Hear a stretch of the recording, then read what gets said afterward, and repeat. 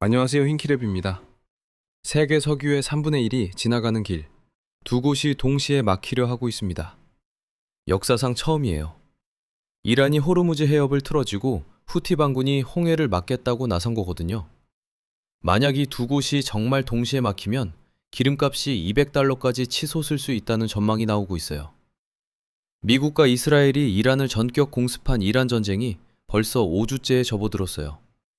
처음에는 금방 끝날 거라는 낙관론도 있었는데 지금은 양쪽 다 한 발짝도 물러서지 않고 있는 상황이에요. 그런데 여기서 새로운 플레이어가 등장했어요. 바로 후티 반군이에요. 후티가 누군지 잘 모르시는 분들도 많으실 텐데요. 최대한 쉽게 설명해 드릴게요. 후티의 정식 이름은 안사르 알라예요. 예멘이라는 나라의 북쪽 절반을 지배하고 있는 무장 세력이에요. 지배하는 인구만 약 2,100만 명이에요. 원래는 1990년대에 예멘 산골에서 시작한 아주 작은 종교운동이었거든요. 동네 종교 지도자 몇 명이 모여서 만든 기도 모임 같은 거였어요. 그런데 이 사람들이 예멘 내전을 거치면서 완전히 탈바꿈합니다. 전투를 하면 할수록 조직이 단단해지더니 2014년에는 아예 예멘 수도 사나를 점령해버렸거든요. 산골 기도 모임에서 출발해서 수도를 먹고 나라 절반을 지배하는 정규군급 세력이 된 거예요. 진짜 영화 같은 이야기죠? 이 사람들이 이렇게 커질 수 있었던 결정적인 이유가 있어요. 바로 이란이에요. 혹시 저항의 축이라는 말 들어보셨어요? 이란이 중동 곳곳에서 키우고 있는 무장 세력 네트워크를 말하는 건데요. 레바논의 헤즈볼라, 가자의 하마스, 그리고 예멘의 후티가 다 이 네트워크의 일원이에요. 쉽게 말하면 이란이 본사고 이 세력들이 각 지역 지부인 거예요. 이란이 뒤에서 무기도 주고 정보도 주고 돈도 대줬거든요. 이게 그냥 추측이 아니에요. 유엔 조사팀이 실제로 후티 무기를 뜯어봤더니 이란산 순항미사일 부품이 그대로 나왔어요. 증거가 나온 거죠. 이란이 망을 보고 후티가 방아쇠를 당기는 구조라고 보시면 돼요. 후티가 진짜 실력 있는 세력이라는 건 이미 증명이 됐어요. 2019년에는 드론으로 사우디 아람코 석유 시설을 타격해서 사우디 석유 생산 절반을 멈춰버렸어요. 하루 570만 배럴이 증발한 거예요. 2023년부터 2025년 초까지는 홍해에서만 100회가 넘는 미사일과 드론 공격을 해서 선박 2척을 침몰시켰고요. 그런데 이번에는 한 단계 더 올라갔어요. 3월 28일에 후티가 이스라엘 본토에 처음으로 직접 미사일을 쏜 거예요. 이란을 돕겠다면서 공식 참전을 선언했어요. 그리고 이런 경고까지 했어요. 미국이 이란의 지상군을 투입하면 홍해 입구를 완전히 막아버리겠다고요. 그런데 이 사람들이 진짜 무서운 건 무기의 성능 때문이 아니에요. 가격 때문입니다. 후티가 가성비 전쟁의 달인이라는 말이 있는데 이게 무슨 뜻인지 숫자로 보여드릴게요. 후티의 자폭 드론 한 대 가격이 얼마인 줄 아세요? 2만에서 3만 달러예요. 우리 돈으로 약 3천에서 4,500만 원. 자동차 한 대 가격이에요. 그러면 이걸 떨어뜨리는 요격 미사일은 얼마일까요? 미국의 SM-6 미사일은 370만에서 500만 달러예요. 우리 돈으로 50억에서 75억 원이에요. 반포 아파트 가격이에요. 그런데 SM-6만 비싼 게 아니에요. 패트리어트 미사일, 뉴스에서 많이 들어보셨죠? 이것도 한 발에 300만에서 370만 달러예요. 우리 돈으로 40억에서 50억 원이거든요. 어떤 미사일을 꺼내 쓰든 드론 한 대 잡는데 수십억 원이 날아가는 거예요. 자동차 한 대를 막으려면 반포 아파트를 써야 하는 거예요. 가격 차이가 100배가 넘어요. 여기서 진짜 아이러니가 시작돼요. 후티가 드론 100대를 날리면 미국은 요격미사일 100발을 써야 하잖아요. 그런데 요격미사일은 최첨단 정밀무기라서 하나 만드는데 몇 달씩 걸려요. 재고가 한정되어 있거든요. 반대로 드론은요? 부품값이 싸니까 공장에서 빠르게 찍어낼 수 있어요.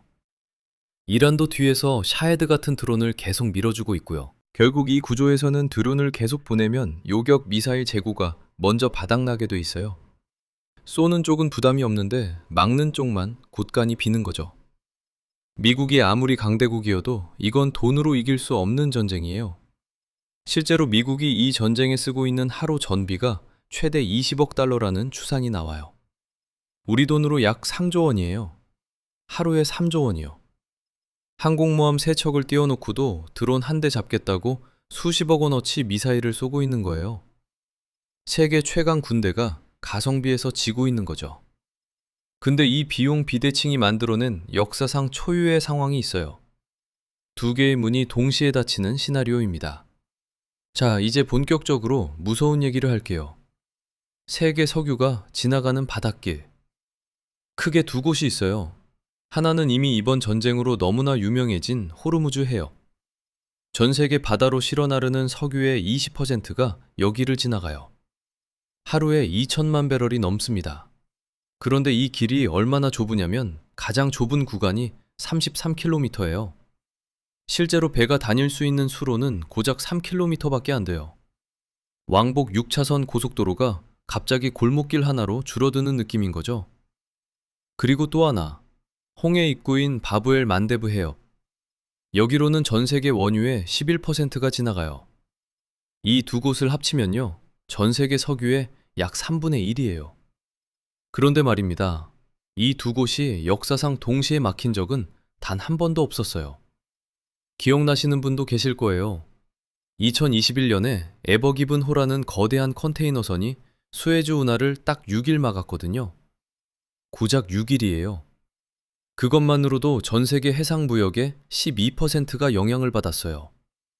물류 대란이 났고 물건값이 다 올랐잖아요. 그런데 지금 얘기하는 건 차원이 다릅니다. 6일이 아니라 몇 달. 한 곳이 아니라 두 곳이에요. 지금 이란은 이미 실력 행사를 하고 있어요. 혁명 수비대가 호르무즈 해협에서 중국 선박 3척을 돌려보냈고요. 아예 법안까지 만들고 있어요. 배 한 척이 지나갈 때마다 200만 달러. 우리 돈으로 약 30억 원을 통행료로 내라는 겁니다. 전쟁 전 하루 평균 140척이 지나가던 곳이에요. 이걸 다 합치면 연간 150조 원이 넘는 돈이 듭니다. 여기에 후티가 홍해 봉쇄까지 경고하고 나선 거예요. 호르무즈는 이란이 틀어주고 홍해는 후티가 막겠다는 겁니다. 세계 석유의 3분의 1이 인질이 된 셈이에요.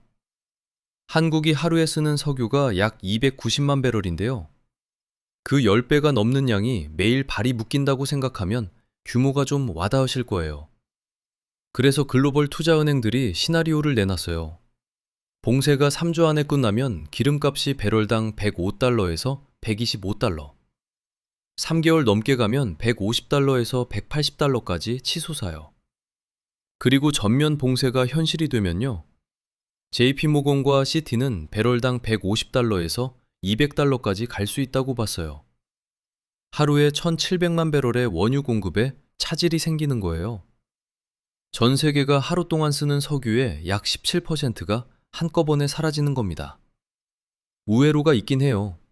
아프리카 남쪽 희망봉을 돌아가는 건데 운송거리가 수천 킬로미터 늘어나고 기간은 2주 이상 더 걸려요. 당연히 비용은 몇 배로 뛰겠죠? 근데 200달러가 되면 우리한테 뭐가 달라지냐? 이게 핵심이거든요. 그냥 기름값만 오르는 게 아니에요. 나프타라는 게 있거든요. 쉽게 말하면 산업의 쌀이에요. 라면 봉지 만들 때도 필요하고, 택배 포장할 때도 필요하고, 핸드폰 케이스 만들 때도 필요해요. 플라스틱이나 섬유나 반도체까지 나프타 없이 만들 수 있는 게 거의 없어요. 그런데 이 나프타 수입의 77%가 중동산이에요. 재고는 딱 2주분밖에 없습니다. 상황이 얼마나 급하냐면요. 정부가 3월 27일부터 5개월간 나프타 수출을 전면 금지시켰어요. 원래 국내에서 만든 나프타의 11%를 수출하고 있었는데 그걸 전부 다 국내용으로 돌린 거예요. 그만큼 다급하다는 뜻이에요. 봉쇄가 3개월 넘게 이어지면 어떻게 되냐? 산업연구원에 따르면 제조업 평균 생산비가 11.8% 올라요. 석탄이나 석유 쪽은 생산비가 83%나 폭등하고 전력이나 가스도 78% 급등합니다. 이게 끝이 아니에요. 지금 국제 기름값 기준인 브렌트유가 배럴당 114달러를 넘었어요. 코로나 이후 최고치예요. 소비자 물가도 2.2%로 올랐고 4월에는 유가 상승분이 본격적으로 반영되면서 더 오를 전망이에요. 환율도 보세요. 달러당 1,517원이에요. 17년 만에 1,500원대를 돌파한 거예요. 해외 직구 하나 시켜도 체감이 확 달라지잖아요. 환율이 오르면 수입 물가가 올라가고 그러면 한국은행이 금리를 쉽게 못 내려요. 금리를 못 내리면 대출이자 부담은 계속되는 거예요. 컨테이너 운임도 15% 올랐고 유럽 노선은 20% 넘게 급등했어요. 택배비도 수입품 가격도 오를 수밖에 없는 구조예요. OECD도 한국 성장률 전망을 2.1%에서 1.7%로 내렸어요. 0.4%포인트 하향인데 이게 주요국 중 가장 큰 폭이에요. 반대로 물가 상승률 전망은 1.8%에서 2.7%로 올려잡았어요. 성장은 깎고 물가는 올린 거예요. 정리해 볼게요. 이란 전쟁 5주째, 후티 반군까지 참전하면서 홍해로 전선이 확대됐어요. 호르무즈와 홍해가 동시에 막힐 수 있다는 건 세계 석유의 3분의 1이 위협받는다는 뜻이에요. 그리고 그 충격은 기름값에서 물가로, 환율로 연쇄적으로 우리한테 옵니다.